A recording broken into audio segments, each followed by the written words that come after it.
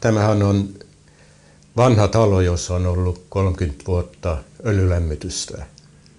Ja nyt se järjestelmä tuli tiensä päähän ja piti jotain uutta keksiä. Ja silloin ainakin tähän kohteeseen niin tuntui luonnollisimmalta tuo maalämpö.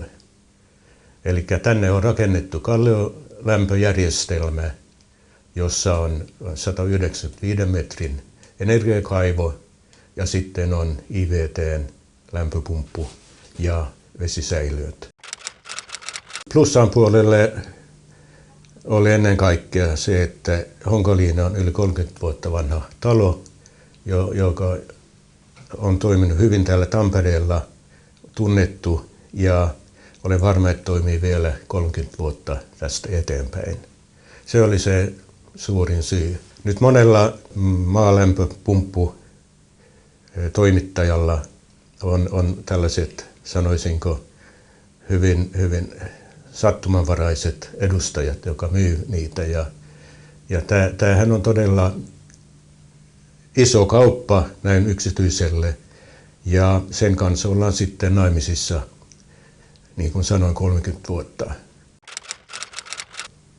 Oli hyvä myyjä, jos ei kaikkea tiennyt, niin hän otti selvää, tai sitten hän ohjasi minut asiantuntijan luo, ja sieltä saan hyvää palvelua kaiken aikaa. Asennus on, kuten kuvasta näkyy, erinomaisen hyvin tehty, ja täällä on käynyt monta henkilöä niin kuin ihmettelemässä, että kuinka näin pieneen tilaan saadaan näin hyvin tehtyä. Eli kaikki on just eikä melkein. Ja se, niin kuin sanoin, se tekninen tuki oli kyllä todella hyvä. Olen paljon kyllä selvittänyt asioita internetin kautta ja varsinkin Ruotsissa,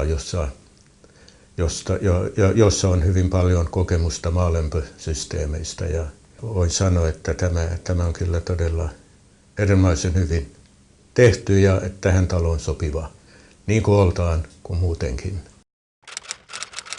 No oikeastaan me pyydettiin tarjouksia muutamalta eri firmalta ja Honkoliinassa saatiin sitten kaikista parhain tarjous.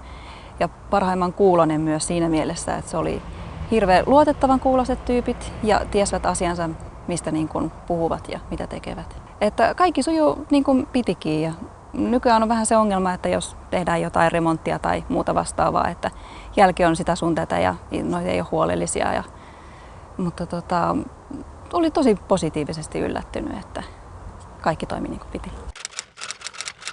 Oikein hyvä. Että jos oli kysymyksiä, niin niihin vastattiin tosi nopeasti. Lähinnä meidän sähköpostin kautta oltiin yhteydessä. Niin Honkoliinin mainoksessa oli just nämä 30 vuotta toiminut alalla. Ja että ei voi olla mikään huono firma, että täytyy olla luotettava, että muuten ei pystyisi olemaan niin pitkään.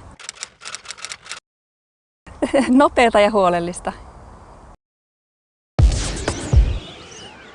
Jotenkin se antoi niin vakuuttavan kuvan, kun me käytiin tuolla messuilla ja eri tapahtumissa, keskusteltiin näistä vaihtoehdoista, niin mulla ei oikeastaan ollut mitään muuta vaihtoehtoa kuin tämä Honkoliini, koska se nyt jatkaa tätä tavataan IVT:n työtä, eli se oli hyvin helppo tehdä se ratkaisu. Kun mä pyysin sitä tarjousta, niin se tuli tismalleen silloin, kun sen pitikin tulla, ja eri tarkka. Siinä sai heti kaikki asiat selvisi. Sitten siitä sai maallikkokin selvää. No mä olin vähän perehtynyt muutenkin tähän asiaan, mutta siis se oli todella helppo lukuinen se tarjous. Ja mä kyselin kyllä vähän muualtakin, mutta oikeastaan sillä ei ollut mitään merkitystä, että Honkoliini oli ainoa vaihtoehto. Ja että muu tämä työvaihe, niin sehän meni niin kuin tanssi käytännössä. Se on huippuhyvä. Mulla ei ole minkäänlaista moitteen sanaa mistään vaiheesta. Se kävi niin hienosti, että ei sitä olisi uskonutkaan. Kaikki tapahtui erittäin nopeasti, kun tämä ratkaisu talvella tehtiin. Sitä suunniteltiin sitä ajankohtaakin ja se meni tismalleen silloin, kun se oli puhuttu.